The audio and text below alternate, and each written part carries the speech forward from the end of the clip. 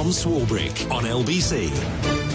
10 to 6, Friday evening, Tom Swarbrick here on LBC, which, as you know, means one thing. We'll talk drugs in a few moments, but taking all the tranquilizers he can for his ever-increasing blood pressure, from Washington, D.C., Simon Marks, American Week. Tom, once again, it has been a struggle to keep up with events in the United States, and not just for me, but for the country's trading partners and importers, all wondering what is going to happen next in President Trump's trade war.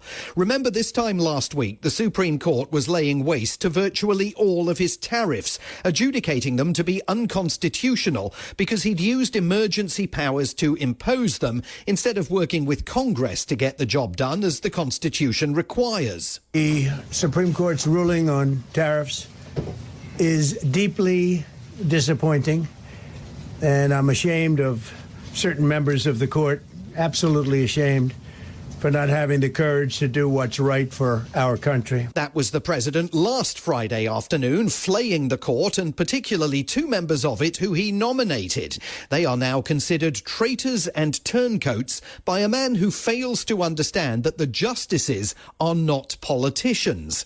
Just because 6 of them were nominated by Republican presidents does not mean they will automatically back Republican presidents in every case that comes before them. And indeed, the president should know that, because on some issues, justices on the bench who were appointed by Democrats have infuriated their party by siding with him in earlier crucial cases. Mr. Speaker, the President of the United States. So by the time Tuesday night's State of the Union address rolled around, the White House was being deluged with calls from countries all over the world. Unclear what the president had meant over the weekend when he announced new across-the-board tariffs of 10, maybe even 15%. And American businesses, including shipping companies like Federal Express and UPS, they want to know what's happening about refunds, given that his government has collected more than $150 billion in duties that it should now be giving back. Would he indicate any softening of his line? Would he? Heck. Despite the disappointing ruling, he's powerful, country-saving. It's saving our country, the kind of money we're taking in. Peace-protecting. Many of the wars I settled was because of the threat of tariffs. I wouldn't have been able to settle them without. Will remain in place under fully approved and tested alternative legal statutes. And as time goes by, I believe the tariffs paid for by foreign countries will, like in the past, substantially replace the modern-day system of income tax, taking a great financial burden off the people that I love. That speech displayed more front than Harrods, a defiant doubling down on tariffs, no refunds in the offing for anyone, at least not without a lengthy court battle. A president who himself has been convicted of fraud put Vice President J.D. Vance in charge of rooting out fraud wherever he can find it. He insisted the economy is in fine shape because the stock market is soaring, said everything going wrong in America is not his fault but Joe Biden's, which took us to the most dazzling piece of political theatre in a speech that defied claims by Democrats that he's slowing down, losing it, afflicted with ailments that the White House hasn't disclosed. President Trump demonstrated to his core followers that in warning American voters not to return to the Democrats, he can still pull it out of the bag when he wants to. The only thing standing between Americans and a wide open border right now is President Donald J. Trump and our great Republican patriots in Congress. That was the shot. Then came the chaser, bold as brass, from a man whose masked ICE and Border Patrol thugs gunned down 2 American citizens on the streets of Minneapolis only last month. Tonight, I'm inviting every legislator to join with my administration in reaffirming a fundamental principle. If you agree with this statement, then stand up and show your support. The first duty of the American government is to protect American citizens, not illegal aliens. The Republicans leapt enthusiastically to their feet. Democrats sat on their hands looking shell-shocked. Almost 2 minutes of applause engulfed the chamber in scenes that Trump backers turned into a new TV advertisement less than 24 hours later. 2 Democrats raged at Trump, calling him a murderer. But with the midterm elections that will determine the balance of power on Capitol Hill gearing up, the president rammed his message to voters home. These people are crazy, I'm telling you. They're crazy. Amazing. Democrats are destroying our country, but we've stopped it just in the nick of time, didn't we?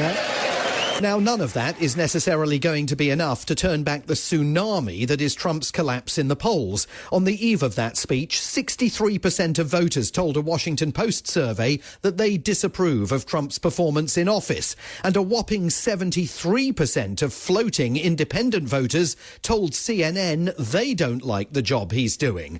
Those numbers, Democrats must hope, are insurmountable. Governor Abigail Spanberger of Virginia delivered the party's official rebuttal and tried to bring any voters still watching after the longest State of the Union speech in history crashing down to earth. Let's speak plainly and honestly. And let me ask you, the American people watching at home, 3 questions. Is the president working to make life more affordable for you and your family? Is the president working to keep Americans safe both at home and abroad? Is the president working for you? We all know the answer is no. Battle is now enjoined in the midterms. We've got a very long 8 months ahead of us until Election Day. And at some point between now and then, Republicans must be worried that the Jeffrey Epstein scandal is going to blow up in the president's face. I don't know how many times I had to say I did not know Jeffrey Epstein. I never went to his island. I never went to his homes. I never went to his offices. But Hillary Clinton made it clear during testimony that she gave to the House Oversight Committee yesterday that while she can't help the Epstein probe, she knows a man who can. She urged the committee to depose President Trump, who definitely knew Epstein and hung out with him. And this week there were fresh revelations that FBI investigators in 2019 interviewed a woman who claimed Trump and Epstein had abused her in the 1980s. The FBI talked to her not once, as documents released to the public at the end of January suggested, but 4 times. Congressman Robert Garcia is a Democrat on the committee. The interviews and information around this survivor have been removed and are missing from the DOJ files. Where are these files? Who removed them? Those questions have to be answered. And while the committee was busy this morning questioning former President Bill Clinton, Trump's Department of Justice says it is trying to find those missing files. And if it finds they were improperly withheld from the public, they will be released. Let's see how long that takes. Meanwhile, following Lord Mandelson's fall from grace over his friendship with Jeffrey Epstein, for the UK there is suddenly a new sheriff in town, introducing himself this week to the American public. Hello, I'm Christian Turner, the new British ambassador to the United States. It's a great honour to be back in the USA, where I served early in my career and where both my children were born. This is a momentous year for the great partnership between our 2 countries. And indeed it is, given that America's 250th birthday is just around the corner. Ambassador Turner's welcome gift from the Trump administration came this week in an unexpected form, underscoring the president's determination to boost the political prospects of far-right figures all over Europe. America finally opened its doors to Stephen Yaxley Lennon, the agitator who calls himself Tommy Robinson. I know I should be in a suit, OK, but I can't wear a suit and wear my Don't Tread on Me Randy Fine Congressman T-shirt. And we're walking through this corridor to meet Congressman Randy Fine. I only bought one suit because I only knew I was coming day 4. How Mr. Yaxley Lennon came to enter the United States is a mystery. He's been barred since 2013, when he was convicted of travelling to New York on someone else's passport and sentenced to 10 months in jail in the UK for that offence.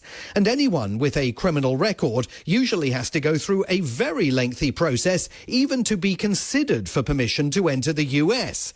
But Tommy Robinson was welcomed this week to Congress and to the State Department for what the administration claims was an unofficial tour of the building, even though it was given by a senior advisor to Secretary of State Marco Rubio. And he made in-studio guest appearances on propaganda TV outlet Real America's Voice, much favoured by the Trump administration. That's going really well. I'm having a great reception, meeting fabulous people. And as I said, I keep saying this, I feel relaxed here. I feel really relaxed. And indeed he should, given that far-right conspiracy theorist Laura Loomer, a hugely influential figure in Trump's Oval Office, said on social media this week that Tommy Robinson is a hero who should be granted asylum in the United States. All of this underscores that the new UK ambassador and his boss, the Prime Minister, remain on notice that they are not really Donald Trump's kind of people. And the White House will have noted the outcome of the Gorton and Denton by-election. Tom, the further erosion in the Prime Minister's position will undergird the President's determination to see him eventually replaced by a successor rooted in Trump's own ideology. From Washington, D.C., Simon Marks, American Week.